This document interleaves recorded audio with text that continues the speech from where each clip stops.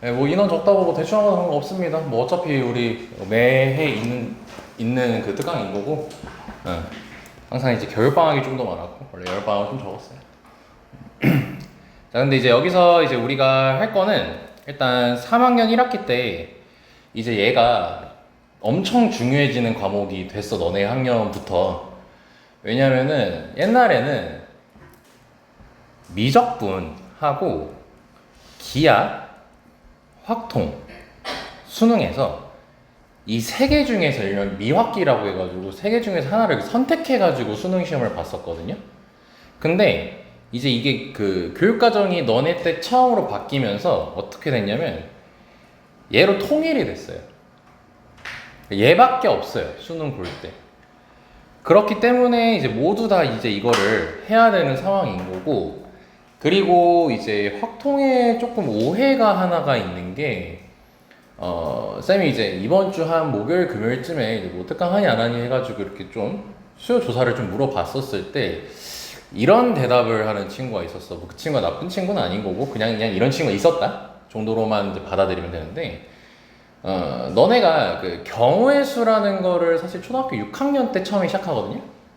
6학년 때 처음에 하고 그 다음에 언제 하냐면 중학교 2학년 때 해요. 그때 이제 경우의 수랑 이제 확률이라는 걸 가지고 이제 진행이 되는데, 일단 너네가 좀 기억이 희석이 돼요.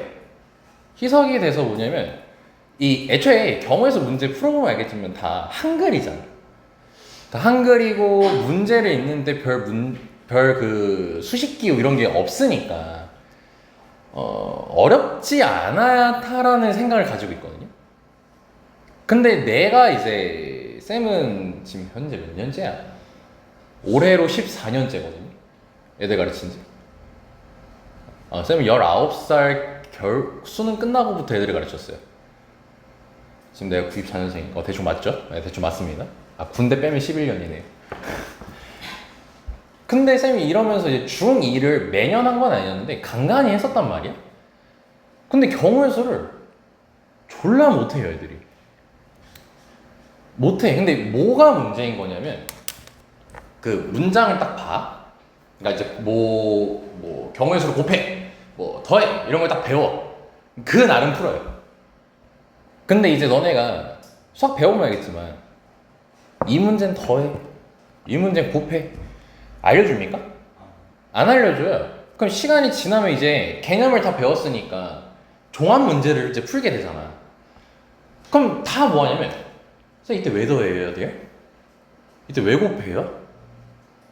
이제 고1 들어가면 이제 순열 조합할 때 왜 순열 써요? 왜 조합 써요? 그 생각을 아예 못 가져. 물론 가지는 친구들도 있고 아니면 절반 정도만 할 줄 아는 친구들도 있고. 그러니까 이제 오해를 가지고 있는 게 그 경우의 수가 다른 수학에 비해서 쉽다라는 생각을 가지고 있어요. 근데 이거 3학년 1학기 미리 안 지금 너네는 이제 미리 배우니까 이제 알겠는데 쉽지 않거든요. 생각보다 되게 어려워요, 여기가. 그러니까 뭐가 어렵냐면 문제는 읽을 수 있어요. 문제는 읽을 수 있는데 내가 뭘 해야 될지 몰라요. 그러니까 우리 특강 이번에 하는 취지가 그걸 하는 거를. 그러니까 기본 개념은 당연히 다 배워요. 근데 이 상황에서 경우의 수를 이제 어떤 공식을 써야 되고 어떤 공식을 써야 되고 요거를 너네가 초반부에 한번 다져주지 않으면은 당장히 3학년 1학기 했을 때 이제 겨울방학 때 또 이걸 하겠지? 그럼 그랬을 때 굉장히 힘들어져, 이 적응하기가. 근데 이거를 먼저 좀 잘 다듬어 놓으면 너네가 3학년 1학기 될 때 남들은 어려워할 때 너네는 이제 남들보다 한 단계 더 앞에서 이제 공부를 하기 때문에 좀 부담감이 많이 덜어지게 되는 거예요. 여기가 쉽지 않은 과목입니다. 네, 그래서 그 오해를 좀 안 가졌으면 좋겠고, 그리고 이 경우의 수를 이제 하게 되면 너네가 또 드는 생각이 이것도 있을 거예요. 이제 미적분 원하고 도대체 뭔 상관이야. 그러니까 미적분 원하고 확통은 아예 다른 거니까. 다르긴 하잖아, 애초에. 미적분 원은 이제 함수만 다루는 거고 확률과 통계는 이제 경우의 수 쪽을 이제 위주로 다루다 보니까 좀 관련이 없을 거라 생각이 드는데, 이 확률 같은 너네 얘들아 이 얘기를 하긴 하겠다. 너네 이제 미적분 원이라든지 대수 풀어보면 알겠지만 케이스 나눠서 푸는 문제가 이제 되게 많아져요. 뭐 예를 들어서 하물며 A가 0보다 클 때, 0일 때, 0보다 작을 때 그것도 다 경우의 수 따지는 거거든요. 그러니까 그런 거를 이제 여기서 다루는 거야. 그 아이디어들을.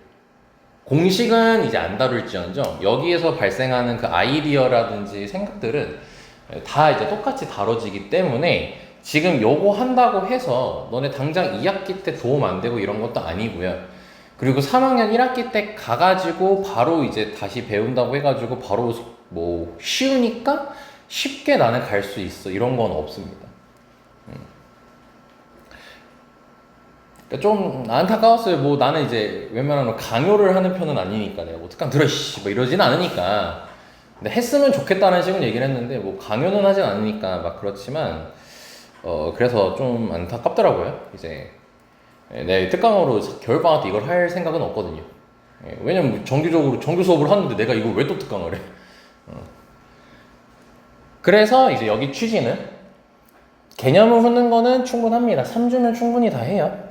하는데 이제 너네가 뭐 최대한 따로 이제 공부 안 하더라도 이게 학원에서만 이제 특강 듣는 것만으로도 그 경우의 수에 대한 그 체계 있죠.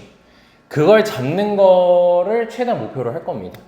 그러니까 기초 개념에 그 다음에 이제 확통에서 너네가 확률과 통계라는 과목에서 너네가 가져야 되는 그 생각들 그거를 이제 체계를 잡으려고 노력을 쌤이 많이 할 거예요. 애들이 좀 적으니까 주저리 말이 좀 많아져요. 네. 그래서 혹시나 이제 이해 안 되는 거나 그런 거 있으면 편하게 말씀해 주시면 되고요. 자, 그래서 좀 전체적으로 뭘 배우는지를 좀 해줄게. 왜 쉽지 않은 곳인지를 좀 알려드릴게. 자, 일단 첫 단원, 이제 단원이 총 3개로 구성이 되어 있는데 쌤이 차례는 뽑지 않았어요. 첫 번째로 이제 무슨 단원이냐면 이제 경우의 수라는 단원인데 그럼 너네 이제 옛날에 배웠던 그 경우의 수 나오는 거 같잖아? 그건 당연하게 나와요. 그래서 뭘 배우냐면요. 첫 번째로요. 합의 법칙이랑 고배 법칙. 너네 이거 고1 때 했던 거 있죠? 이거 모르면 못해요. 일단 1학년 때 했던 얘를 모르면 못합니다. 그리고 두 번째로 고1 때 했던 순열조합 당연히 나옵니다. 당연히 나와요. 이거는 쌤이랑 다 같이 복습을 할 겁니다. 그리고 세 번째로부터 이제 확률과 통계에서 새롭게 배우는 이제 아이들인데 뭐가 있냐면 중복순열이란 게 있고요. 그 다음에 네 번째로 같은 것이 있는 순열이란 게 있고요. 그리고 다섯 번째로 중복조합이란 게 있고요. 그리고 여섯 번째로 이항정리란 게 있고요. 그리고 일곱 번째로 이거는 이제 교육과정엔 없지만 너네가 문제 풀 때 쓰이는 게 하나가 있거든요. 뭐냐면 분할이라는 개념이 있어요. 1단원에서 이걸 다 하는 거예요. 그럼 뭐야? 이 7개를 배우고 문제를 보고 이거 중에서 뭘 써야겠구나를 캐치를 해야 된다는 거예요. 그러니까 쉽겠냐고 이게. 당연히 아니겠죠. 그쵸? 이제 그 틀은 당연히 다 잡아줄 거지만. 그리고 두 번째로 나아가서 두 번째 단원이 이제 확률이야, 확률. 너네 중학교 2학년 때 했던 확률. 그 확률 같은 경우는 또 첫 번째로 뭘 배우냐면요. 수학적 확률이란 걸 배워요. 그러니까 예를 들어 이거예요. 너네 주사위 던졌을 때 1이 나올 확률 6분의 1이죠. 그쵸? 그거 배워요. 중2 때 했던 거. 그리고 두 번째로는요. 통계적 확률이란 걸 배워요. 통계는 통계적 확률이란 건 뭐냐면 내가 1000번을 했어. 그러니까 많이 했어. 근데 예를 들어서 내가 원하는 게 나왔어. 그게 한 300번이 됐대요. 그럼 내가 한 번 시행했을 때 내가 원하는 게 나올 확률을 찾으래. 뭐 이런 걸 통계적 확률이라고 부르거든요. 그런 것도 배우고요. 그리고 세 번째로는요. 기하적 확률이라는 걸 배워요. 기하적 확률이란 건 뭐냐면 그림이 주어진 상태에서 푸는 거예요. 그림이 주어진 상태에서 예를 들어 대표적인 게 관역판이 있고 내가 활을 맞췄을 때 뭐 10점에 맞을 확률 뭐 이런 거 구하는 게 기하적 확률이에요. 아니면 내가 몇 시에 기상을 해. 근데 내가 몇 시까지 등교를 해야 돼. 학교를 가야 돼. 그럼 내가 지각을 안 할 확률 뭐 이런 걸 구한다든지. 아니면은 뭐 2차 방정식이 있어요. 2차 방정식이 있는데 실근을 가질 확률 뭐 중근을 가질 확률 뭐 이런 거를 다룬다든지. 그리고 네 번째로는 뭐냐면 확률에 덧셈 정리라는 걸 배워요. 덧셈 정리. 그럼 뭐냐, 확률을 계산을 해요. 그럼 그 둘이 더하는 거예요. 그럼 덧셈 정리란 게 있으면 뭐도 있겠어? 곱셈 정리라는 것도 있어요. 언제 곱하냐는 거죠, 확률을. 그럼 그것도 배우고요. 여섯 번째로요, 안 끝났어 아직도. 조건부 확률이라는 게 있어요. 조건부 확률이라는 게 있어. 그럼 조건을 잡고, 그러니까 이제 뭐냐면은 내가 주사위를 던졌는데 그냥 주사위 눈이 나온 게 아니고 홀수가 나왔어. 근데 그 중에서 3이 나올 확률을 찾는 거야. 뭐 그런 조건을 다는 거예요. 그냥 막연하게 6가지를 다 보는 게 아니라 조건을 달아서 줄이는 거죠. 그리고 일곱 번째로, 이게 마지막이야. 독립시행의 확률이라는 걸 배워요. 너네 독립시행이라는 거는 아마 실생활에서 몇 번 들어본 적은 있을 거예요. 뭐 특히 이제 게임 같은 거 하는 친구들. 뭐 가챠 시스템 있잖아. 가챠 시스템 뭐 독립시행이다 뭐 이런 말 많이 나오잖아. 독립이야 막 이러면서. 뭐 예를 들어서 100번을 했는데 100번 다 실패했어. 이제는 나오지 않을까? 그딴 거 없어. 독립이기 때문에 안 나올 수도 있어. 뭐 이런 거라든지. 2단원에서만 이만큼 배워요. 근데 지금 3단원까지 있어요. 3단원 제목은 뭐냐면 통계라는 것이. 통계란 너네 언제 배웠는지 아니? 모르죠? 통계 언제 배우냐면요, 중1 때랑 중3 때 배워요. 너네 중학교 3학년 2학기 마지막 단원 있죠? 그때 거의 놀자판으로 되고 이제 대충 공부하는 거. 그냥 대충 공식만 외워가지고 뭐 분산 구하고 막 뭐 중앙값, 최빈값, 뭐 대표값 뭐 이런 거 구하는 거 있잖아. 그거 몰라도 괜찮아. 그거에서 연장해가지고 이제 고등학교 거에서 배우는 건데 얘는 처음부터 끝까지 다 처음 배우는 거예요. 근데 뭐 그거를 이제 적어봤자 이제 뭐 다 처음 배우는 거라 이제 말을 이해할 수가 없으니까 따로 적진 않을 건데 대략적으로 하나, 둘, 셋, 넷, 다섯, 여섯. 얘도 7개 정도 돼요. 근데 이게 내용이 적진 않아요. 그러니까 이거를 한번 초벌로 듣고 이제 예를 들어서 이제 이 특강 교재가 어떻게 활용되는 거냐면 미적분 1도 마찬가지인데 미적분 1 때 특강 들었을 때 가장 이제 활용하기 좋은 게 쌤이 이제 수업을 하잖아. 이건 미안, 윤서는 빼고 얘기할게요. 유튜브는 들었었으니까 특강을. 그럼 이제 우리가 연속 끝나면 이제 곧 미분이라는 걸 하잖아. 그럼 할 때 그 특강 교재로 가볍게 먼저 보는 거야. 쌤이 이제 화목 같은 경우에 예건이한테 그렇게 시키고 있거든. 일단 먼저 그 특강 교재 보고 그 다음에 수업을 들으라고 하거든. 그 훨씬 더 이해하는 게 많아지거든요.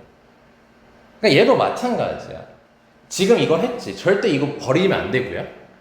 버리면 안 되고 이제 이거를 겨울방학 때 있지. 겨울방학 때 쌤이랑 이제 확률과 통계라는 거 다시 할 때 처음부터 그때 하기 전에 그냥 거기서 다시 처음 보는 게 아니라 내가 아마 얘기를 할 거예요.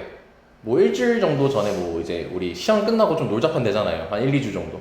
그때 이거 한번 보고 봐야 된다. 한번 봐라. 그러고 나서 수업을 들으면 훨씬 더 이제 들어오는 게 머릿속에 많아진다는 거야. 그럼 훨씬 더 공부하기가 편해지는 거지.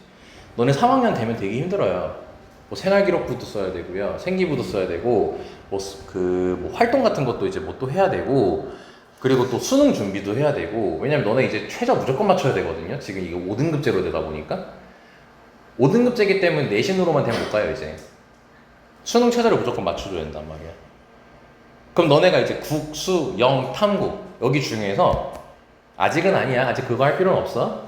근데 적어도 2과목은 정해야 돼요. 내가 수능 때 이걸로 최저를 맞출 거다라는 걸.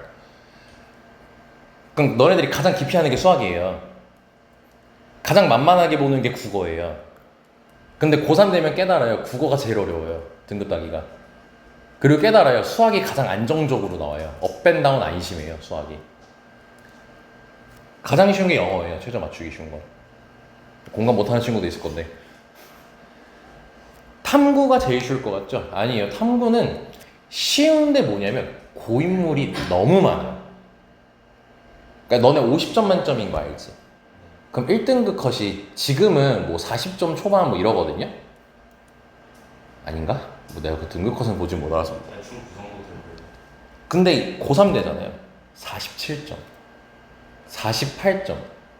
자, 1등급 그래 우리의 꿈은 아니니까 넘기자. 2등급, 3등급을 예를 들자. 너네가 일반적으로 평균 3을 맞추거든?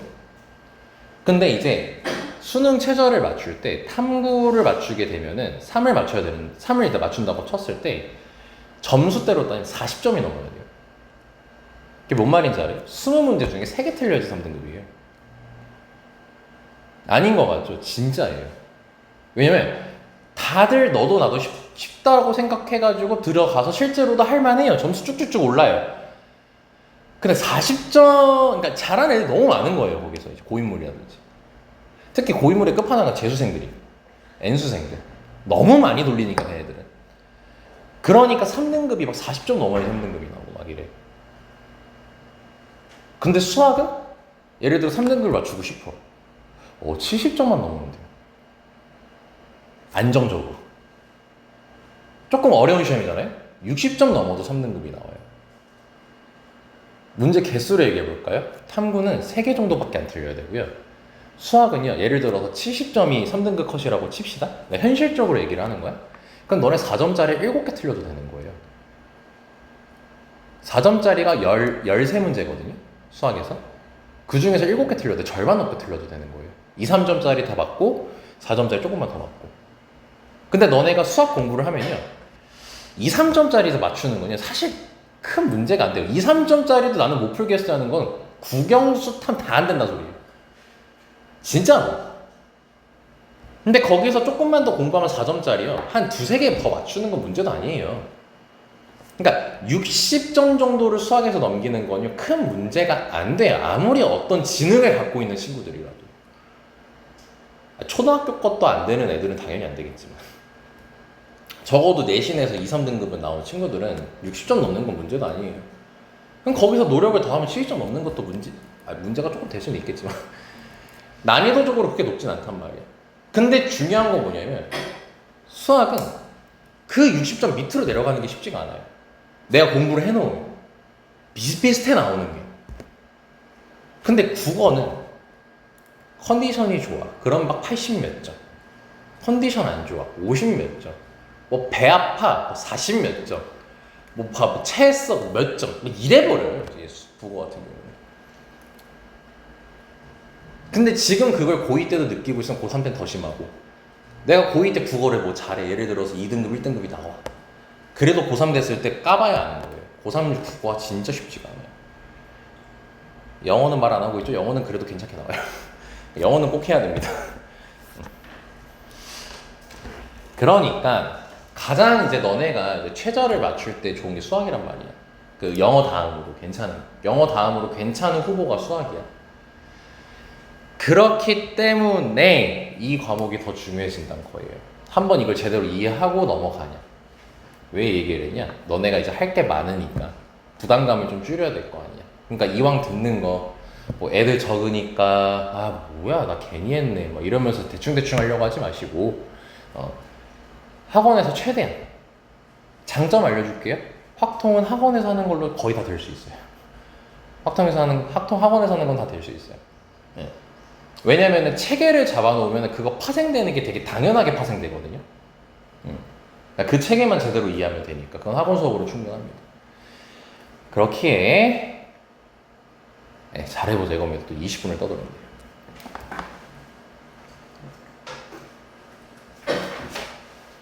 자, 오케이 여기까지. 자, 이제 한번 진행해 보도록 하겠습니다. 자, 일단 우리가 처음에 이제 하는 거는 경우의 수로서, 자, 오늘은 시작을 바로 이걸로 하는 게 아니고요. 너네가 이제 고등학교 1학년 때 했던 경우의 수 있죠? 그거의 체계를 다시 한번 잡아볼 거예요. 너네가 고등학교 1학년 때요. 고1 때 뭘 배웠냐면은 합의 법칙이라는 거랑 그 다음에 곱의 법칙이라는 걸 배워요. 자, 이게 뭐냐면 경우의 수를 언제 더하니, 경우의 수를 언제 곱하니에 대해서 배워. 그래서 이 합의 법칙으로 첫 번째로 경우의 수를 언제 더해주냐면 이라고 해서 총 3가지 스텝으로 배워요. 기억이 안 나죠? 언제 더하냐면요, 교과서적으로는 이렇게 표현을 합니다. 교과서적으로는 두 사건 A, B가 동시에 발생하지 않았을 때 이제 경우의 수를 더해라 라고 배워요. 예를 들어서 뭐냐면 1부터 50까지 적힌 카드가 있어요. 거기서 한 장을 꺼낼 거야. 근데 그 한 장을 꺼냈을 때 2의 배수 또는 3의 배수가 나오래요. 그때의 경우의 수를 찾아보래. 그러니까 얼마나 아기자기해, 경우의 수 이거 문제 보면은. 그러니까 만만하게 보는 거죠. 자, 그럼 2의 배수를 이제 너네가 꺼낼 거야. 그러니까 이제 이거야. 2의 배수 또는 3의 배수라고 했을 때 요 2의 배수가 사건 A가 되는 거예요. 이제 사건이 뭐냐면 일이 발생한 거야. 그러니까 내가 뭔가를 했어. 그랬더니 뭐가 나왔어. 이게 사건인 거야. 그럼 얘는 사건 B가 되는 거예요. 그러니까 사건 2개가 지금 발생한 거야. 근데 너네가 여기서 이해해야 될 건 두 사건이 동시에 일어났냐, 동시에 일어나지 않았냐는 거예요. 그럼 동시에 일어나지 않았다는 의미는 뭐냐면 너네가 그럼 처음에 어떻게 해? 기계적으로 2의 배수일 때를 세죠. 뭐 25개가 나오잖아. 근데 여기서 생각을 해봐. 그럼 2의 배수란 걸 셀 때 3의 배수라는 걸 신경 쓰면서 세니? 신경 안 쓰고 오로지 2의 배수만 생각하고 세지. 그러면 3의 배수를 셀 때는 어때? 2의 배수 생각해요? 안 하죠. 이런 걸 동시에 발생하지 않았다고요. 그러니까 내가 어떤 사건 하나에 경우의 수를 찾아야 돼. 근데 그 다른 사건에 대한 거는 신경 안 써. 그냥 나는 오로지 내가 지금 보고 있는 사건만 경우의 수를 셀 거야. 이게 동시에 발생하지 않았다의 의미인 거예요. 여기까지 쌤만 이해될까요? 물론 다음엔 뭐해? 2의 배수, 3의 배수 이제 겹치는 게 있으니까 그 겹치는 걸 빼려고 이제 뭔가를 하잖아요. 그거는 일단 빼고 얘기를 하고. 그래서 교과서적으로는 방금 이러한 상황을 두 사건이 동시에 발생하지 않았다의 의미로 이제 얘기를 한다는 겁니다. 그럴 때 경우의 수 더하라고 그래요. 오케이? 자, 그리고 이제 두 번째로는 너네가 이제 1학년 2학기 되면서 집합이라는 걸 배우죠. 그 집합이라는 걸 배우면서 얘를 집합하고 연결을 시키는데 어떤 거랑 연결시키냐면 합집합하고 연결을 시켜요. 왜냐면 너네 합집합 쓸 때 이거를 A 합 B라고 이제 우리가 일반적으로 쓰잖아. 근데 읽을 때 이렇게도 읽죠. A 또는 B라고 읽지. 합집합 할 때. 근데 이 또는이라는 말 자체가 영어로 5월이잖아. 그쵸? 근데 우리 위에서 방금 뭐 했어? 아까 2의 배수 또는 3의 배수, 2의 배수 5월 3의 배수라고 얘기했죠. 그러니까 그 5월이라는 거랑 접속사가 연결이 되는 거야. 그러니까 합집합을 관련된 문제를 풀 때도 합의 법칙을 사용된다는 겁니다. 이거는 쌤이 만든 거예요. 교육과정에 적혀있지는 않습니다. 그냥 쌤이 이제 단연강 하다 보니까 이렇게 연결되더라 이거인 거야. 그리고 세 번째는 뭐냐면 너네가 가장 실전적으로 많이 쓰는 이제 상태인데 지금도 많이 하고 있죠. 케이스 분류. 너네 이제 뭐 미적 분원이든 대수든 풀 때 케이스 많이 나눠서 풀잖아. 그치? 그리고 너네가 제일 싫어하잖아. 그 케이스 나눠서 푸는 거. 얘도 해야 돼? 얘도 해야 돼? 얘도 해야 돼? 이런 거 있잖아. 그런 케이스 분류를 할 때 결국 너네가 뭔가를 구하고 뭔가를 구했어. 그러니까 첫 번째에서 A가 1이 나왔고 두 번째에서 A가 2가 나왔고 세 번째에서 A가 3이 나왔어. 그럼 너네 뭐해? 세 개? 다? 답으로 쓰죠. 1, 2, 3 이렇게 답으로 쓰죠. 그게 뭐예요? 합친 거잖아요. 이렇게. 다 합쳐서 쓴 거잖아. 다. 그러니까 첫 번째 거 따로, 두 번째 거 따로, 세 번째 거 따로 해서 나중에 결국 합치죠. 이런 것도 이제 합의 법칙으로서 연결이 된다는 겁니다. 여기까지 괜찮습니까? 그러니까 오늘은 너네가 이 세 가지 틀을 잘 잡고 있어야 돼. 자, 그걸 이제 곱의 법칙으로도 세 가지 스텝으로 얘기하게 된다면 첫 번째로는 교과서 정의로서 두 사건 A, B가 동시에 발생할 때 이제 우리는 두 사건을 곱한다라고 얘기해요. 두 사건의 경우의 수를. 대표적으로 이제 뭐가 있냐면 너네 세 명이 있는데 이 세 명을 여기 의자에 앉힐 거예요. 그럼 이때는요 사건이 총 3개가 발생한 거야. 첫 번째 자리에 앉히는 사건이 A, 두 번째 앉히는 사건이 B, 세 번째 자리에 앉히는 사건이 C. 그러니까 사건이 이렇게 3개가 발생한 거예요. 근데 너네가 직접 사람을 앉힌다라고 쳤을 때요. 여기에 A를 앉힌다고 칩시다. 그럼 여기에 두 번째 자리에는 A라는 학생을 앉힐 수 있을까요? 없을까요? 앉힐 수가 없겠죠. 즉 뭐예요? 여기서 앉힌 거를 신경 써서 B를 이제 앉혀야 되는 거죠. B 자리에. 그럼 신경을 썼지, 앞에서 발생한 사건에 대해서. 그럼 이거를 우린 동시에 발생한다라고 얘기를 하는 거야. 그러니까 동시에 발생하지 않는다는 건 내가 여기 앉혔어. 그럼 여기에 앞에 누가 앉았던 거 신경 안 쓰는 거예요. 다시 여기 A라는 학생이 앉을 수 있는 거야. 근데 동시에 발생했다는 건 여기 맨 앞자리에 A가 앉았네? 두 번째 자리에 A가 못 앉아? 왜? A 앉았잖아. 야, 저거 신경 써야지. 이게 동시에 발생하고 있다의 의미인 거야. 여기까지 설명 이해됐을까요? 이게 동시에 발생했다의 의미고, 그리고 두 번째로는 이제 집합하고 연결시키게 되면 교집합하고 연결이 돼. 교집합. 너네 교집합이란 게 뭐야? 둘 다 만족시키는 거지. 그러니까 둘 다 신경 쓰는 거죠. 예, and의 의미를 갖고 있죠. 그래서 교집합의 의미가 담겨져 있을 때 우리가 곱의 법칙을 많이 씁니다. 곱의 법칙으로 받아들입니다. 특히 너네 2단원에서요. 뒤쪽 가면은 아까 쌤이 적어놔서 지웠지만 확률의 곱셈 정리라는 게 아까 있다고 했었죠. 예, 그때 이제 그 교집합이라는 기호가 등장하게 돼요. 그리고 세 번째로 이제 가장 실전적인 의미가 뭐냐면 그 사건이 연속적으로 발생했을 때.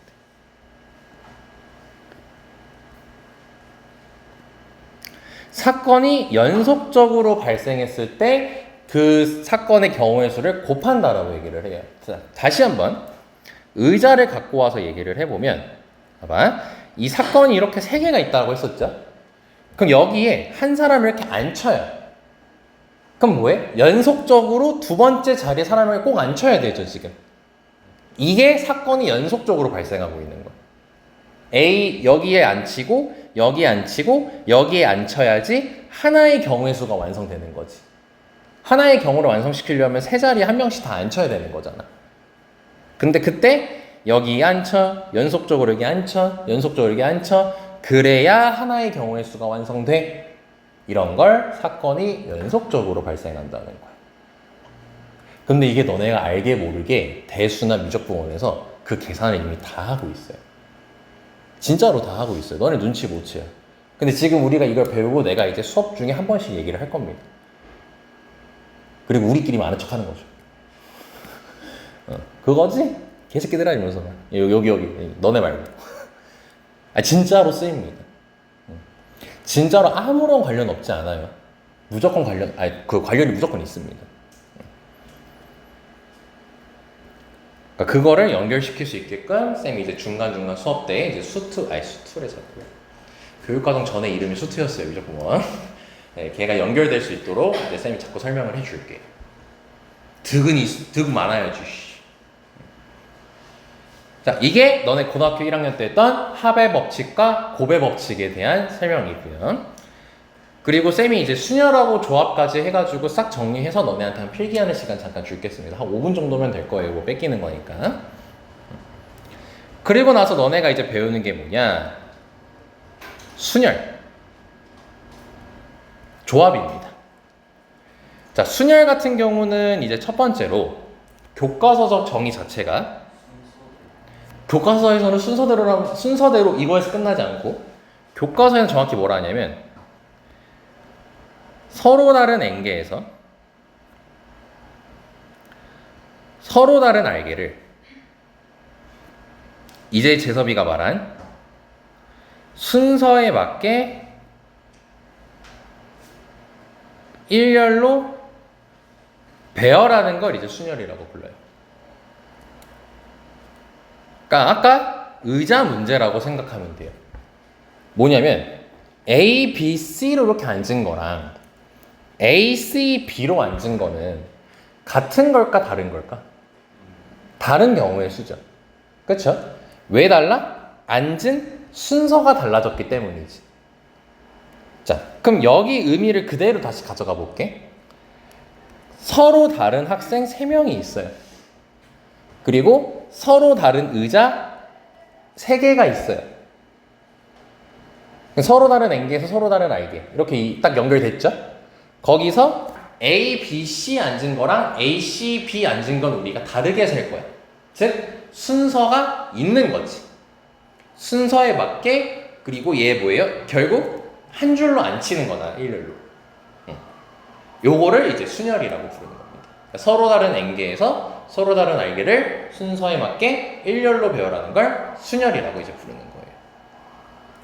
그래서 이제 이 순열의 뜻이 순서대로 나열이라고 해서 순열이라고 이제 부르는 거예요. 그때의 식이 뭐야? 우리가 흔히 NPR이라고 쓰는 거죠, 이게. NPR이라고 해서 요것도 이제 계산할 때 예를 들어서 너네 6P3이라고 했으면 어떻게 계산했었는지 기억나니? 6 곱하기 5 곱하기 4 이렇게 계산했지. 이것도 방금 의자로 연결시키면 이거야. 학생이 6명이 있는 거예요. 그러니까 서로 다른 학생 6명 중에서 서로 다른 의자 3개에 순서에 맞게 일렬로 앉히는 거야. 그럼 의자 3개에 앉혀야 되는 거니까 사건이 총 3개가 발생하는 거지. 첫 번째 의자 앉힌다, 두 번째 의자 앉힌다, 세 번째 의자 앉힌다. 그럼 첫 번째 의자에 앉히는 경우의 수는 학생이 6명 있으니까 몇 가지지? 6가지가 되겠지. 그럼 내가 여기 A라고 앉혔어. 그러면 두 번째 자리는 A를 못 앉히지. 그 앉힐 수 있는 게 5가지고 세 번째는 4가지가 되겠지. 그럼 이것도 고배 법칙에 연결이 되는 거야. 내가 여기에 앉힌 거를 두 번째 자리에 못 앉히잖아. 이게 뭐야? 사건이 동시에 발생하고 있는 거잖아. 그러니까 고배 법칙으로서 곱하기가 들어가는 거죠. 그럼 결론 내린 거야. 순열이라는 것은 합의 법칙하고 관련된 거야? 고배 법칙하고 관련된 거야? 고배 법칙하고 관련됐다는 걸 바로 캐치할 수가 있는 거죠. 그러니까 사실 이 합의 법칙, 고배 법칙이 가장 중요해요. 여기서부터 다 파생되는 거야. 그러니까 오늘 수업에서 너네가 성공했다. 오늘 수업 잘 들었다. 라고 이제 평가를 하고 싶으면 합의 법칙, 고배 법칙만 제대로 이해하고 있으면 돼. 그럼 너네가 이 뭐 순열 조합, 당연히 외우면 좋죠. 외우면 좋은데 못 외워도 문제 풀 수 있는 거예요. 이제 나아가서. 알겠지? 물론 나중에 더 외워야 됩니다. 그래서 NPR이라는 게 뭡니까? 이제 이 6P3이라는 게 6부터 시작해가지고 3개 다운시켜가지고 곱하는 거죠. 6, 5, 4 이렇게 해가지고. 이 NPR도 마찬가지로 N부터 시작해가지고 하나씩 다운시켜서 이렇게 곱하는 거야. 이렇게 곱하는 거야. 근데 이제 여기 끝이 뭐냐면, 끝을 뭐라고 잡아줘야 되냐면, 자, 다시 여기 보자. 끝이 여기 4라고 돼 있지. 자, 보면은 6하고 3을 빼면 3이죠. 거기다 1을 더하시면 돼요. 6하고 3을 빼면 3이고 1 더하면 4잖아요. 거기로 맞춰서 이제 끝을 정해주시면 됩니다. 그러니까 예를 들어 5P2 같은 경우도 너네 5 곱하기 4라고 딱 쓰잖아. 근데 5하고 2 빼면 3이지? 거기다가 1 더하면 4죠? 그러니까 이제 5 곱하기 4 이렇게 되는 거예요. 그래서 마지막으로 n-r 더하기 1 이렇게 쓰면 되는 거죠. 그래서 원래는 이제 뭐 n-rp분의 np 이런 거 외웠단 말이에요. 그런 거 외울 필요가 없는 거죠. 이제. 외울 필요가 없습니다. 이 계산밖에 안 쓰기 때문에. 오케이. 그리고 마지막으로 n팩. n팩은 n부터 시작해가지고 1까지 곱하는 거죠? 너네 5팩이라면 5, 4, 3, 1 곱하는 것처럼. 그리고 0팩 1이죠? 이제 요 정도만 알고 있으면 됩니다. 그래서 순열은 가장 중요한 게 순서를 가지고 있는 경우의 수다. 그래서 곱의 법칙하고 연결이 되는 친구다. 이렇게 정리할 수가 있겠고요. 원래 나 이거 순열만 가지고 한 2-3시간은 떠들 수 있어요. 네, 근데 이제 그렇게 얘기하면은 싫어요. 자, 조합합시다. 자, 조합은 이제 정의가 뭐냐면 순열이랑 딱 한 끝으로 달라. 한 끝으로. 한 끝 차이에요. 서로 다른 N개에서요. 서로 다른 알개를 네, 그쵸. 순서에 상관없이 뽑는 경우의 수예요. 그러니까 순열은 뭐였어? 일렬로 세운다 했지. 조합은 일렬로 안 세워요. 뽑기만 하는 거야. 뽑기만. 그러니까 A, B, C랑 A, C, B가 있을 때 순열에서는 서로 다른 경우예요. 근데 조합에서는 서로 같은 경우로 보는 겁니다. 결국 A, B, C, A, B, C인 건 똑같잖아요. 조합에서는 이걸 같게 보는 거예요. 순서를 신경 안 쓰는 거야. 자리 바꾸고. 그러니까 순열과 조합은 이 차이가 있는 거예요. 여기까지 오케이? 그래서 이제 우리가 흔히 NCR이라고 표현이 되죠. 그런데 이 NCR 같은 경우는 다시 돌아가서요. 순열하고 조합은 딱 한 끗 차이라고 했어요. 순열은 순서가 있는 거고 조합은 순서가 없는 거란 말이야. 그거 말고는 차이점이 없어. 그럼 결론이 뭐냐면 순열이란 곳에서 순서만 싹 내가 없애버렸어. 그건 조합이 된다는 소리인 거지. 그래서 연산도 마찬가지야. 순열이라는 연산에서 이 순열은 순서를 갖고 있는 연산이지. 거기서 순서라는 성질만 없애주잖아? 그러면 조합으로 바뀐다는 거예요. 그럼 여기서 너네가 이제 이건 뼈저리게 하셔야 됩니다. 이거는 확통이라는 과목에서도 굉장히 많이 사용되는 테크닉이에요. 순서를 없애는 방법이에요. 순서를 없애는 방법을 우리가 배워야 돼요. 그러니까 순서를 없앤다는 건 뭐냐면 봐봐. A, B, C가 있어. 이거를 순서 생각해가지고 쭉 쌤이 쭉 나열해볼게. 경우의 수를 순서 생각해서. 그럼 A, C, B, B, A, C, B, C, A, C, A, B, C, B, A 이렇게 총 6가지가 나오거든?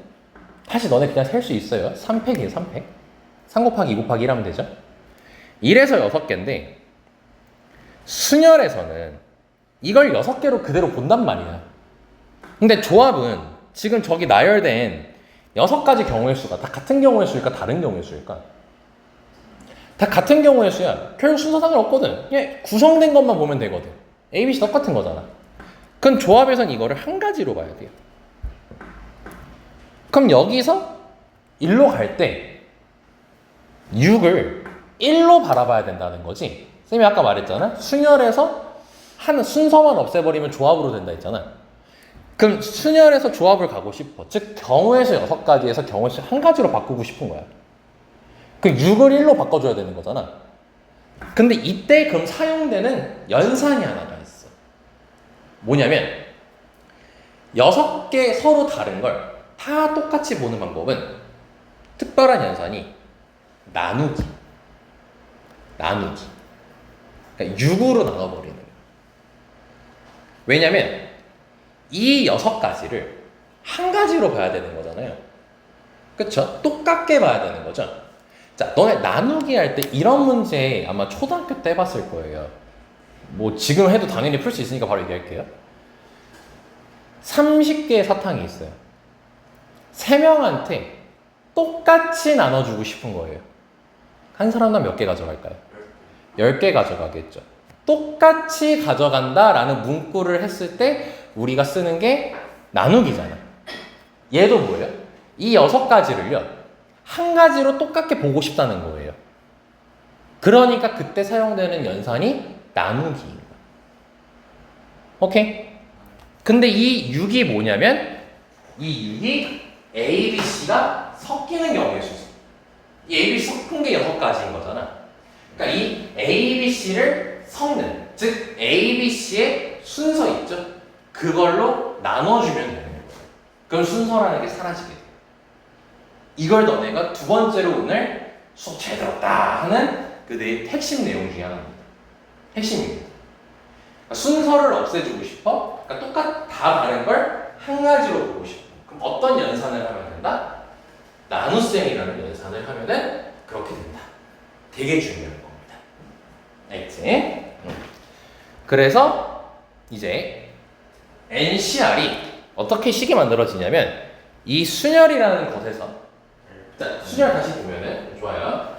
N개에서요. R개를 일렬로 세우는 거죠. 그럼 결국 우리는 N개가 일렬로 세워져 있는 게 아니라 R개가 일렬로 세워져 있는 거지. 그럼 NPR이라는 건 뭐야? 이 R개가 섞여 있는 거잖아. R개가 막 이렇게 뒤죽박죽 섞여 있는 거예요. 그럼 그거를 배열하는 경우의 수는 R팩개겠죠. R팩개. 그러니까 봐봐. 6명이 있어. 내가 세 자리에 앉힐 거야. 이렇게. 그러면 여기에 6명이 A, B, C, D, E, F가 있다고 쳤을 때 여기서 세 개를 앉히게 되면 뭐 A, B, C 앉힐 수 있고 A, C, F 앉힐 수도 있고 막 이렇게 여러 가지로 앉힐 수 있을 거 아니에요. 근데 결과적으로 몇 명 앉아있는 상태인 거야? 결국 3명 앉아있는 상태인 거고 이 A, B, C로 만약에 내가 정했어. 그럼 이 A, B, C가 결국 이것도 섞여있는 것도 다 세져 있는 거겠지. 그치? 그쵸? 그럼 결국 뭐냐? 3개가 섞여있는 경우의 수인 거잖아. 이 3개가 섞여있는 경우의 수. 그럼 이 3개를 섞는 경우의 수는 뭐야? 얘들아 다시 이거야. A, B, C가 이렇게 있어. 그럼 A, B, C 하면 끝이야? 아니잖아. A, C, B도 세야 되고 B, A, C도 세야 되고 이 A, B, C가 섞여있는 걸 우리가 또 다 세줘야 되잖아. 순열에서는. 그러니까 내가 여기 A, B, C를 앉힐 거라고 정했어. 그럼 여기 A, B, C 3개가 섞여있는 경우의 수도 우리가 다 세주는 게 순열이란 말이야. 그럼 결국 이 3개가 섞이는 경우의 수는 뭐야? 3팩이잖아. 3팩. 그치? 그럼 NPR도 뭐겠어요? N개에서 R개를 배열한 상태인 거잖아요. 그럼 R개가 이렇게 앉아있는, R명이 앉아있는 거야. 근데 우리가 R명을 정하기만 하면 되는 게 아니라 여기서 얘기한 것처럼 섞어야 되는 거잖아. 그럼 섞었을 때 결국 R명이 섞이는 거지. 그럼 그 경우에서 R팩개겠지. R팩개. R명이 섞여 있는 거니까. 그치? 근데 조합은 뭐라고? 그 순서를 없애주자고 했잖아요. 그 순서를 없애주는 연산이 나누기라 했잖아. R명이 섞여 있네? R팩개의 순서가 나오겠네? 그 R팩개의 순서를 없애줘야 되는 거니까 R팩으로 나눠주면 되는 거예요. N명이 앉아있는 게 아니고 R명이 앉아있는 거니까 그 R명의 순서를 없애주는 거야. 그러니까 너네가 이제 대표적으로 조합 많이 쓸 때 연산 아마 기억날 거예요. 6C3이라고 하면 뭐예요? 654 쓰고 321 이렇게 쓰잖아요. 이건 기억나죠? 근데 이게 뭐냐면 3팩분의 6P3이에요. 3팩분의 6P3. 3팩분의 6P3이야. 3팩이 321이고 6P3이 654잖아. 그치? 그럼 이때 6P3이 뭐야? 학생 수로 얘기하면 6명 중에서 3명을 안 치는 거야. 그럼 3명이 결국 앉아있는 거지. 근데 순열은 뭐야? 이 3명이 섞여있는 것도 세져 있는 거란 말이야.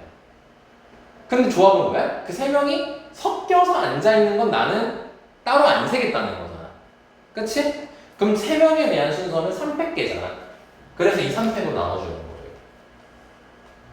여기까지 됐을까요? 네. 윤서 괜찮나? 채원이 괜찮나요? 이거를 아마 너네 겨울방학 되면요 내가 이걸 아마 거의 1시간 가까이 설명할 거예요. 수업 때. 그럼 너네는 그때 지루해해야 되는 거야. 그러니까 처음에는 아 맞다 저랬지. 근데 쌤 특징이 뭐야? 2번이고 3번이고 4번이고 다 똑같은 얘기 계속 하잖아. 살짝씩만 바꿔가지고. 그럼 그때 그래 알겠다니까. 이렇게 되면은 너네 성공인 거예요. 지루해해야 돼요. 그때 돼서는. 근데 이때 얘네도 모르겠어. 존나 어렵네. 왜냐면 그러고 나서 뭐 하겠어? 내가 그때도 이거 1시간 하고 오늘 끝! 이러겠어요? 바로 다음 거 배우고 계속 연결을 시키겠죠? 그럼 얘까지는 어떻게든 이해했다 치는데 계속 가중돼 이게. 그러니까 뭐야? 와씨 이거 겨우 이해했는데 이거 또 이해해야 되고 또 이해해야 되고 그냥 계속 쌓이는 거죠. 그럼 계속 안 좋아지는 거예요, 상황이. 근데 너네 뭐야? 한 번 이렇게 배웠잖아요. 그럼 그때 가서 또 한 번 배웠으니까 여유가 생기는 거죠. 이 머릿속에 뇌를 이제 일정한 비율로 채운다고 했을 때 여기 비율이 남아있는 거죠. 그럼 그것만 다시 새롭게 채워주면 되는 거지.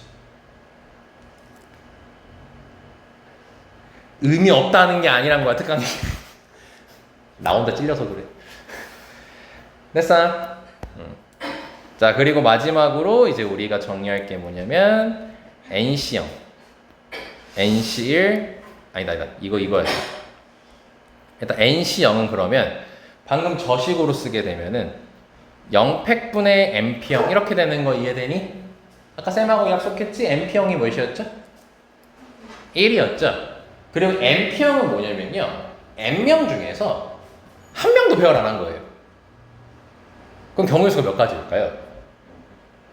0개 아니에요. 한 개예요. 한 명도 배열 안 했다라는 경우의 수한 가지. 나 배열 안 했어. 그래, 이거 하나. 아, 진짜로. 그래서 NC0은 1이에요. 오케이? 그리고 두 번째, NCR이랑 NCN-R이랑 같다는 거. 이거 되게 중요한 거예요. 예를 들어서 너네 11C1, 10이 있어. 11C, 10이 있어. 그럼 너네 이 상태로 푸니? 아마 안 그랬을걸? 이거 11C 1로 바꿔서 풀었을걸? 윤서 이거 기억나요? 재섭이 이거 기억나요? 저 그럼 OC랑 OC상 같아서. 그렇죠. 채원이도 기억나죠? 뭐 당연히 증명 안 해도 되겠네요. 네. 요거를 이제 또 이제 우리가 활용하게 됩니다. 그러니까 1학년 때부터 다 나오는 거예요. 근데 딱 이 정도만 알면 되는 겁니다. 겨울방학 때 뒤져라고 자세하게 얘기하겠죠? 근데 너네는 오늘 필기하는 요것만 핵심인 거예요. 그러니까 이걸 잘 정리해두면 좋겠죠? 자, 그래서 쌤이 이제 필기할 시간을 드릴 거니까요. 아이고.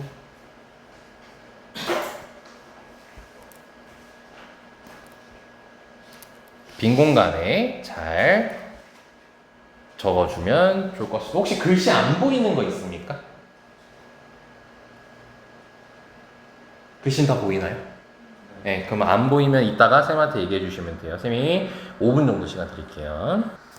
네, 그리고 이제 월수에는 쭉 개념 얘기를 할 거고, 그리고 수요일 이제 그거야. 월을 우리 또 3주차 번호? 1주차 1단원? 2주차 1단원? 3주차 3단원. 딱 깔끔하지? 그래서 수요일에 만약에 1단원 개념이 다 끝나. 그러면 우리 이게 책 이제 보면은, 그리고 인원이 확정이 안 돼가지고 내가 요거를 프린트로 했는데 이제 아마 다음 주쯤에 내가 책을 줄 거예요. 네, 이제 주문을 할 거라서. 그래서 이번 주는 요거 프린트로 할 거고, 이런 식으로 이제 쌤이랑 같이 이제 유형 공부를 같이 할 겁니다. 그래서 이제 너네가 이제 방학 때 할 때는 뭐 유형하고 그 다음에 뭐 밑에 문제를 한다든지 이런 식으로 조금씩 진행이 될 거고, 그리고 이제 언제니? 뭐 계약하고 나서라든지 아니면은 너네 시간 좀 남을 때 있죠. 그때 남은 문제도 한번 풀어보시면 됩니다. 아무튼 자, 여기까지 얘기해봤고요. 자, 오늘 요것만 잘 이해해도 이 수업은 사실 성공인데 당연히 더 가야죠. 자, 우리가 크게 이제 두 개를 배울 겁니다. 오늘 더 배우면 뭐냐면 중복순열이라는 걸 배울 거고요. 그 다음에 두 번째로 같은 것이 있는 순열이라는 걸 배울 거예요. 자, 중복순열이라는 게 일단 뭐냐면, 자, 딱 잘라주면은 순열은 순열이에요. 근데 이제 순열 같은 경우는 그거였잖아. 여기에 만약에 내가, 자, 이렇게 얘기하자. 세 자리 자연수를 만들 거야. 세 자리 자연수를 만들 거야. 왜 이거 없어요? 순서가 좀 이상하게 있는데. 무슨 이상해? 이항정리가 맨 먼저 있거든. 그리고 아주 오래되어하고 이항정리가 맨 앞에 있어.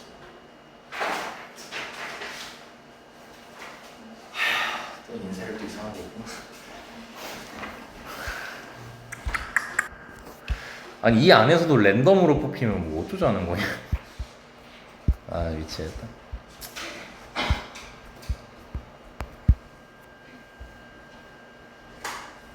자 일단 진행할게요. 자 중복순열이라는 거를 이제 하게 될 건데 잠깐 이거 아니잖아.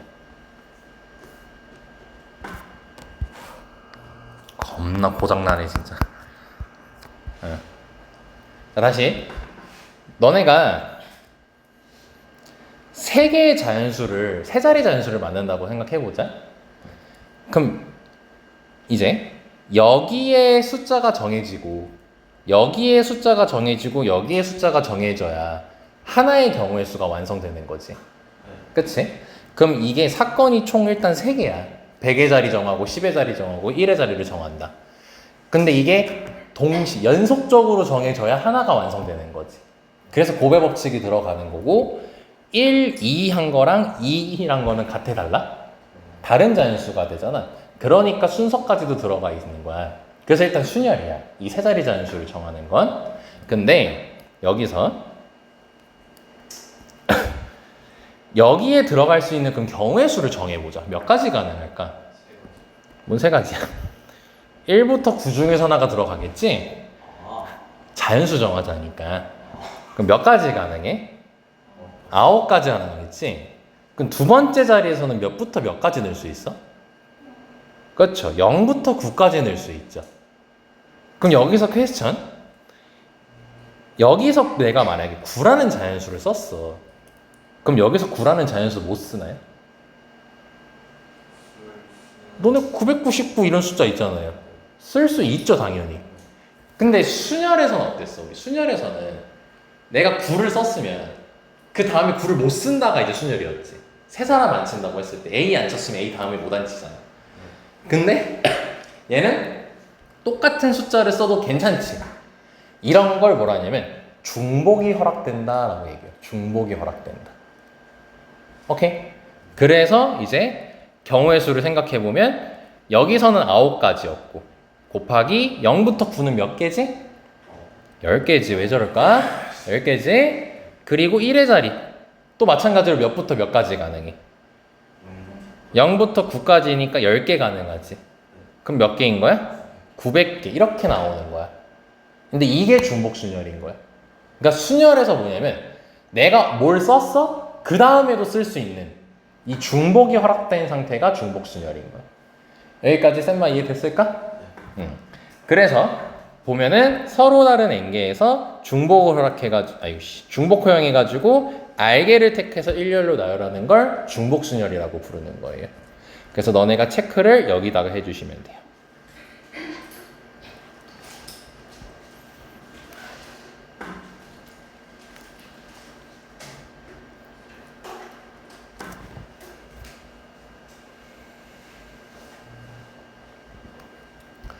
그리고 기호도 가볍게 볼게요. 기호 우리 순열은 MPR이었지.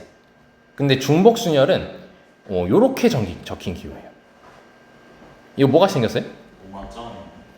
네, 로마자예요. 뭘까요? 너네 알고 있는 기호예요? 더블하면 수. 네, 저 파이에요, 파이. 파이 대문자예요, 파이 대문자.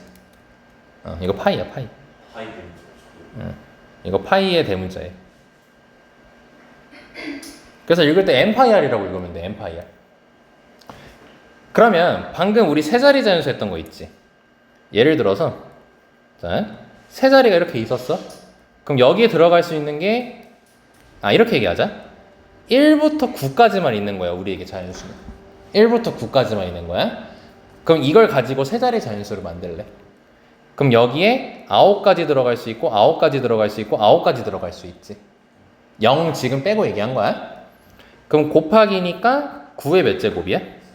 이거를 그럼 기호로 9파이 3이라고 해요. 9파이 3. 9파이 3 이렇게 하면 됩니다. 그러니까 9개의 자연수 중에서 세 자리 자연수, 세 자리를 결정하는 경우의 수.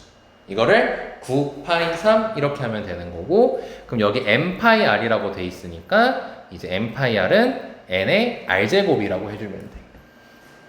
그리고 이번 특강 때는 까먹어도 돼. 그냥 가볍게 봐라. 왜냐면 생각보다 이 기호를 쌤이 잘 안 써요. 그냥 우리 그냥 몇 곱하기 몇 곱하기 몇 이런 식으로 많이 얘기를 하거든요. 근데 그래도 이제 알면 좋으니까, 예, 그리고 쓸 수도 있으니까 저렇게 알아두시면 되고요. 그래서 이렇게 되고, 그리고 여기 예시는 너네가 이제 나중에 문제 풀거나 그래도 숙제는 있긴 있어요. 숙제 하실 때 예시 한번 꼭 봐보시면 좋을 것 같아요. 뭐 크게 이해하는데 문제 없어요. 그리고 이제 같은 것이는 순열이라고 해볼 건데, 같은 것이는 순열. 그러니까 순열은 순열인데 뭐가 있는 거야? 같은 게 들어있는 거예요. 그러니까 예를 들어서 이런 거야. 예를 들어서 봐봐 이렇게. 예시를 볼게. 이거는 세 개. A, B라는 이제 알파벳 세 개가 있어.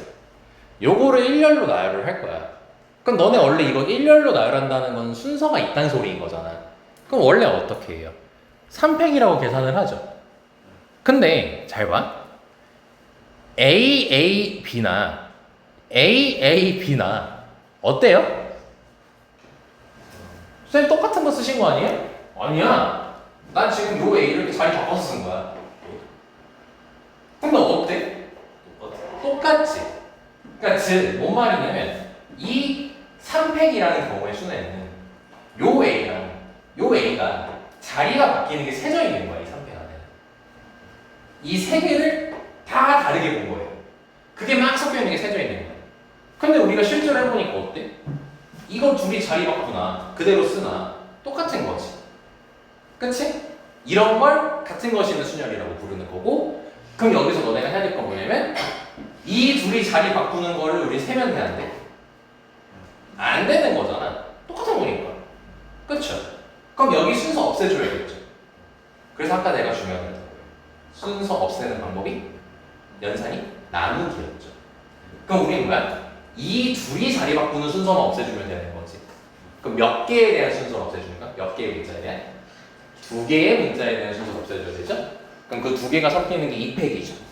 그래서 2팩으로 나눠줘야 돼요. 요게 문자. 이 안 되면? 괜찮아요? 안 되면 안 된다 얘기하셔야 됩니다. 괜찮습니까? 한 번 더 볼까요? 6개의 숫자가 있어요, 이번에. 그럼 이것도 똑같은 게 들어있죠? 그럼 1 몇 개끼리 똑같네? 3개끼리 똑같고 이 2개끼리 똑같지? 그럼 우리가 이걸 나열을 했을 때 일단 6팩이라고 하겠어, 안 하겠어? 하겠지? 6개를 일단 배열해야 되는 거니까. 근데 얘네끼리 순서 없애줘야 돼. 그러니까 1 순서 없애줘야 돼. 그럼 3개의 순서를 없애줘야 되는 거니까 3팩으로 나누면 되겠지. 그치? 그리고 2라는 2개의 개수도 없애줘야 되지. 근데 뭐야? 1의 순서도 없애고 2의 순서도 없애야 되지. 1의 순서 없애고 연속적으로 2의 순서도 없애야 되는 거지. 즉 무슨 법칙 들어가는 거야? 곱의 법칙 들어가는 거야. 그래서 곱하기 2팩 이렇게 나눠주는 거야.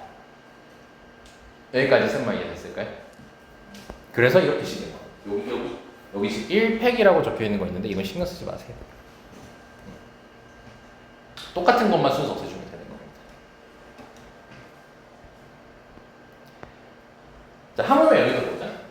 A에서 B까지 가는 경우의 수를 찾고 싶대요. 그러니까 너네 아마 이거 셀 때 이렇게 했을 거예요. 이렇게 해서 많이 셌죠?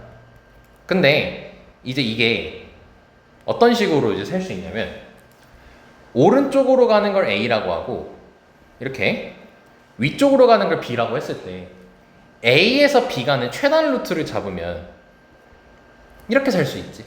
이게 최단 루트잖아. 그럼 A가 몇 번 들어가고 B가 몇 번 들어가? 3번, 2번 이렇게 들어가지. 그럼 A, A, A, B, B 만약에 이렇게 썼잖아? 그럼 방금 파란색 루트로 가고 있는 거야. 자, 뭔 말이냐면 쌤이 이거를 이렇게 섞어볼게요. 섞었어요. 그럼 어떻게 간 거냐면 오른쪽으로, 위쪽으로, 오른쪽으로, 위쪽으로, 오른쪽으로 갔다 이 뜻인 거예요. 이해되시나요?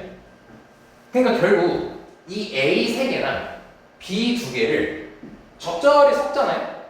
그러면 여기 A에서 B까지 가는 루트를 우리가 구할 수 있는 거예요. 길을.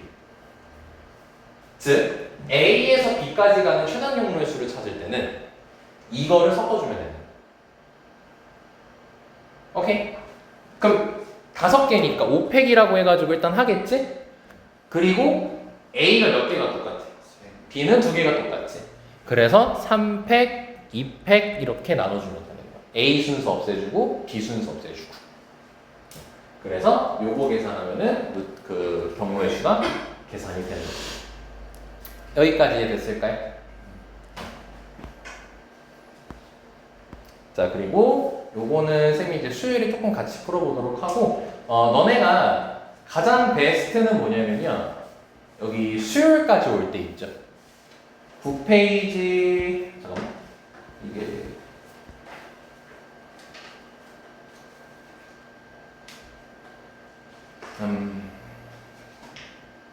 9페이지에서 13페이지까지 있죠. 한번 풀어보시는 게 가장 베스트입니다. 가장 베스트예요. 만약에 그 시간이 안 되거나 그러면은 우리에게 치트키 있잖아. 치트키. 유형당 2개씩. 예, 유형당 2개씩 푸는 치트키 있잖아요. 예, 그렇게만이라도 풀어와 주세요. 정시간이 안 되면 유형당 한 문제씩만이라도 풀어와 주셔도 괜찮고요. 알겠죠? 그러니까 수요일까지 해오시면 됩니다. 그래야 이제 쌤이 수요일에 좀 더 매끄럽게 설명할 수 있어요. 당연히 모르면 다 별표 쳐주시면 됩니다. 그리고 해설지나 답지 같은 경우는 쌤이 이제 단톡방에 다 올려줄게요. 오늘 다 만들 거거든요. 여기까지 오케이? 자, 그러면 쭉 넘어가서요. 하나만 더 얘기하고 오늘 마무리하겠습니다.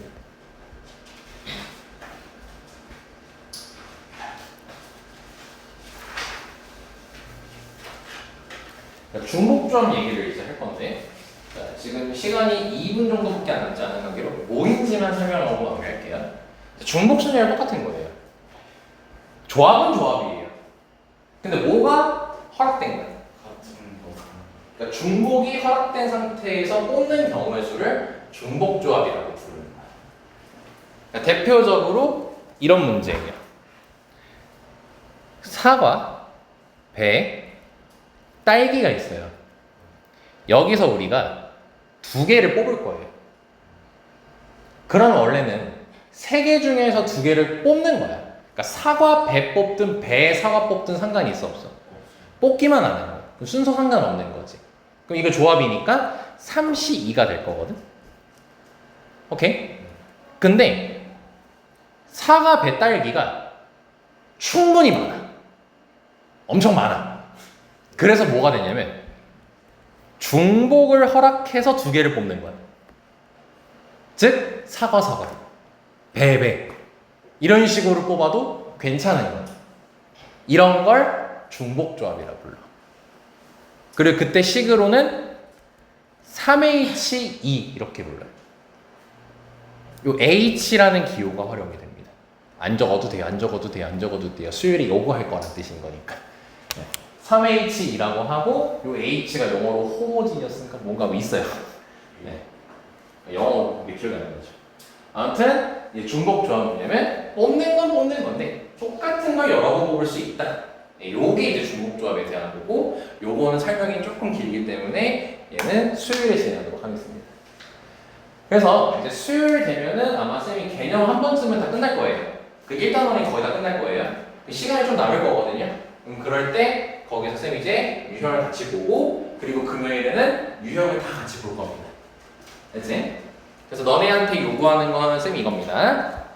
아까 너네한테 풀어오라는 거 있죠? 그거 이제 하시고, 쌤이 이제 문제 풀어줄 때는 이제 이렇게 유형 있죠?